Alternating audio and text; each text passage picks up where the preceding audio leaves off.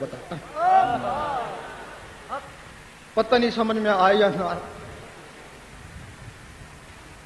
قرآن میں ارضی و سماوی روح کا ذکر آیا ہے، ارضی و سماوی روحوں کا ذکر آیا ہے۔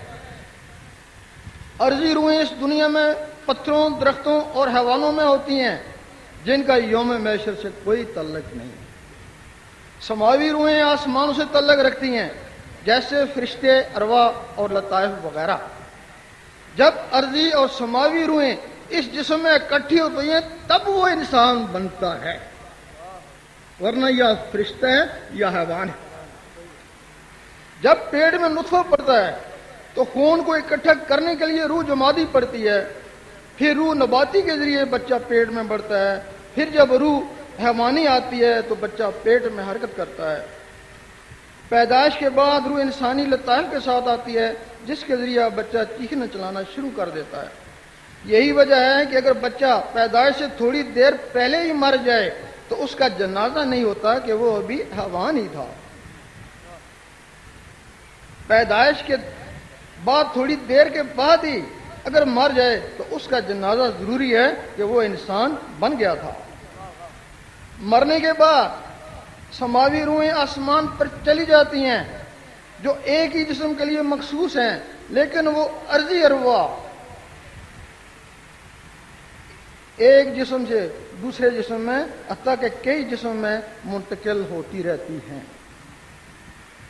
خاندانوں میں فطرت کا اثر ان روحوں کی وجہ سے ہوتا ہے، جبکہ خاندانی بیماری کا تعلق خون سے ہوتا ہے۔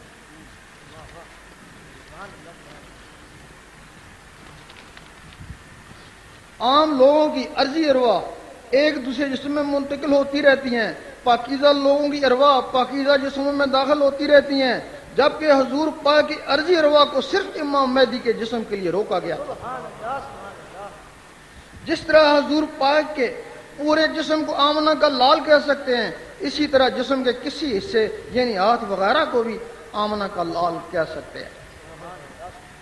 جس طرح حضور پاک کی روح کو بھی آمنہ کا لال کہہ سکتے ہیں، اسی طرح روح کے کسی دوسرے حصے کو بھی آمنہ کا لال کہہ سکتے ہیں، چونکہ روح کا وہی دوسرا حصہ حضرت امام مہدی کے جسم میں ہوگا، جس کی وجہ سے ان کی ماں کا نام آمنہ اور باپ کا نام عبداللہ بھی ہو سکے گا۔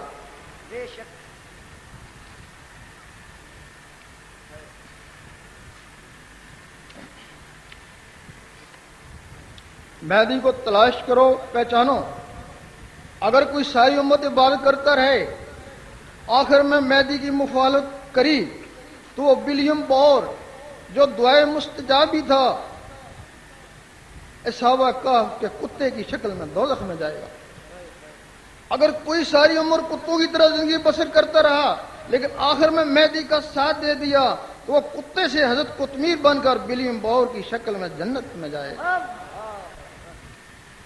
اکثر کہتے ہیں اگر امام مہدی پاکستان میں موجود ہے تو وہ جیلوں سے کیوں ڈرتا ہے، اعلان کیوں نہیں کرتا؟ جس طرح حضور پاک اس وقت تک گھروں میں اذانیں دیتے رہے جب تک ان کو حضرت عمر نہیں ملے۔ مصلحتاً بسترے پر حضرت علی کو بھی سلا کر مدینے کی طرف ہجرت کر گئے تھے۔ اسی طرح امام مہدی بھی مصلحتاً خاموش ہے، کیونکہ وہ اعلان کرے یا نہ کرے، جیل میں رہے یا شہر میں یا گوشہ نشین، آخر وہی امام مہدی ہے جو اللہ کی طرف سے ہے، تو پھر اسے تکلیف سہنے کی کیا ضرورت ہے؟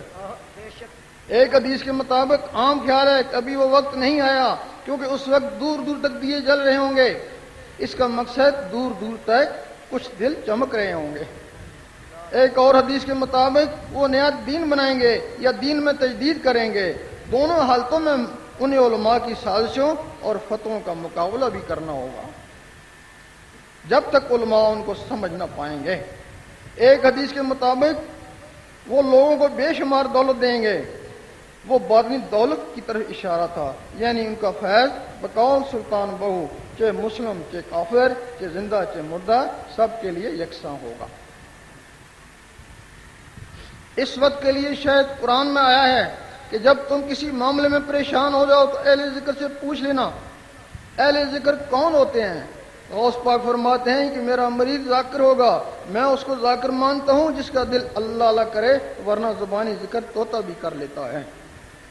دل کے ذکر سے دل کی صفائی، دل میں چمک، اور پھر دل میں بھی نور پیدا ہوتا ہے، پھر وہی دل اللہ تعالیٰ کے کلام اور رحمانی دلیل اور اشاروں کے قابل ہو جاتا ہے، پھر خود بخود نور کا رخ نور کی طرف اور پہچان ہو جاتی ہے۔ ہم نے عرصہ 20 سال کی محنت سے لاکھوں سرفروشوں کو قلبی ذکر سکھایا، جس کے ذریعے وہ گناہوں کو ترک کر کے عشق رسول اور عشق اللہ میں داخل ہوئے، ہزاروں محفل حضوری تک جا پہنچے، ہزاروں اللہ سے واصل ہوئے۔ ہر کسی کے بس میں نہیں ہے کہ وہ اللہ تک رسائی حاصل کر سکے، کیونکہ اس میں شریعت کے ساتھ ساتھ ترک گناہ، رزق حلال ضروری ہیں، جلالی جمالی پرہیز، ورد وظائف اور سلطانی اذکار بھی کرنے پڑتے ہیں۔ لیکن یقین کرو کہ اگر کوئی امام مہدی سے وصل ہو گیا تو پھر اللہ